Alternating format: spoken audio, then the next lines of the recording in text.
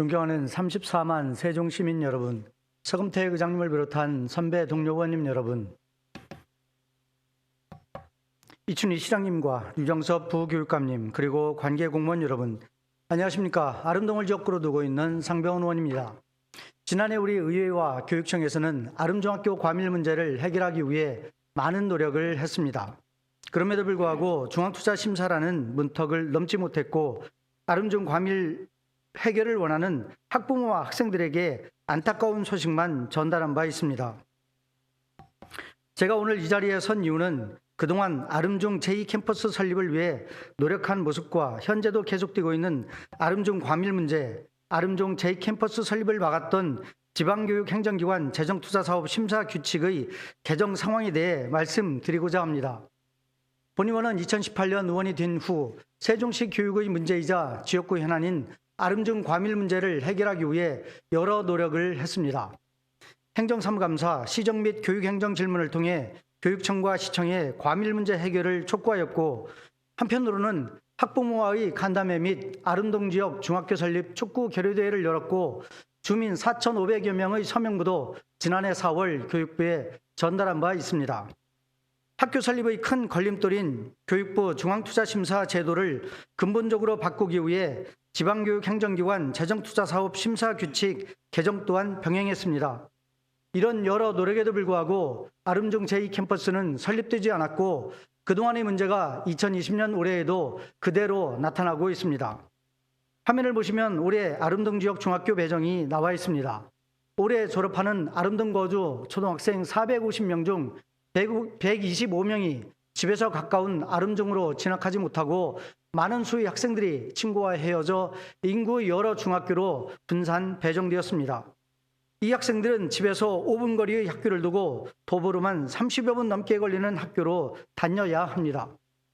원거리 배정된 학생은 통학의 어려움도 있겠지만 소수 배정으로 인해 학교 생활에 적응하는 데 더 큰 어려움을 겪게 됩니다.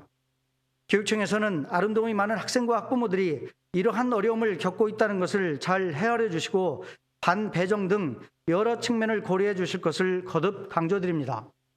이런 문제를 해결하기 위해 앞서 말씀드린 대로 지방교육행정기관 재정투자사업 심사규칙을 개정하기 위해 여기 계신 의원님들과 개정 촉구 결의안도 통과시켰고 더불어민주당 정책 페스티벌에서도 개정의 당위성에 대해 설명했으며 우리 지역구 의원이신 이해찬 의원실은 물론 국회 교육위원회 위원들께 상황을 설명하고 협조를 요청했습니다. 이런 노력의 결실로 교육부에서 시도교육청의 의견을 수렴하여 올 1월 초 심사규칙 개정안을 마련하였고 금년 3월 중에는 입법 예고 절차에 들어갈 예정입니다.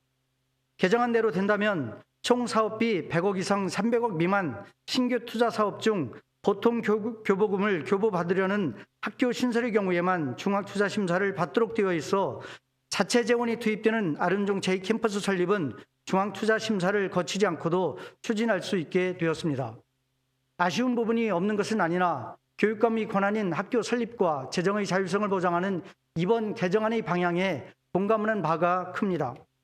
따라서 이제 아름중 제2캠퍼스 설립이 큰 산을 넘었다는 생각이 듭니다. 또한 심사규칙 개정이 확정되는 5월 정도면 아름중 제2캠퍼스 설립을 바라고 응원해 주신 시민들께 좋은 소식을 전달해 드릴 수 있을 것 같습니다. 교육청에서는 심사규칙 개정안이 원하는 대로 진행될 수 있도록 긴장을 늦추지 말고 지속적으로 노력해 주시기 바랍니다. 또한 심사규칙이 개정되어 아름중 제2캠퍼스가 설립되기 전까지 과밀 학급과 원거리 통학, 소수 배정으로 어려움을 겪는 우리 학생들에 대한 대책도 적극적으로 마련해 주실 것을 당부드립니다. 본 의원도 아름중 제2캠퍼스가 설립되어 학생들이 그곳에서 공부하는 날이 현실이 되도록 끝까지 노력하겠습니다. 2020년 올 한 해 시민 여러분과 공직자 여러분 가정의 건강과 행운이 깃들기를 바라며 5분 자유 발언을 마칩니다. 경청해 주셔서 감사합니다.